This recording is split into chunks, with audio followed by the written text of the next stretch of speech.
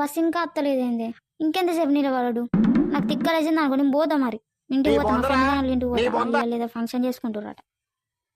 అరే అంత పని మాత్రం చేయకు. రొయ్యలు నువ్వు బడికి రాలేదన్న ముచ్చట అమ్మకి తెలిసింది అనుకో, నేను ఉరికించుకుంటా అంటది. అమ్మకెట్లా వెళ్తే ఇద్దరే కదా ఉన్నది, నువ్వు చెప్తావేంది? నువ్వు మొన్న మీ ఫ్రెండ్ వాళ్ళ ఇంటికి పోయినా, ఆ ముచ్చట కూడా నేను చెప్తా. అట్లా కాదురా తమ్మి, నువ్వు ఇలా బొక్కల కూర కోసం పోతున్నావు అని తెలిసేది. ఫంక్షన్ చేసుకుంటారేమో కదా, బొక్కల కూర మంచిగా తినేస్తామని పోతున్నావు. తిన్నాను కదా చికెన్ అండి, మంచిగా తిన్నావు పల్లె పల్లె పెట్టుకొని. నేడ తిన్నావు, నువ్వే తిన్నావు కదా గుండకాయలు లెగ్ పీసులు అనుకుంటా.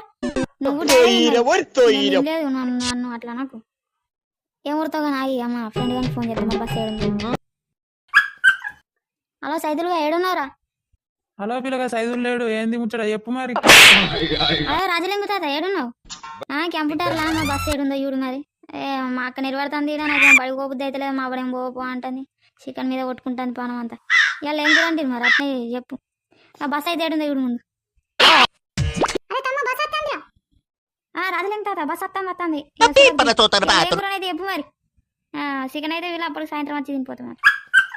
అట్నే ఆంటీని అడిగినట్టు చెప్పు, మర్చిపో. అత్తలేడు ఇవాళ బడికి.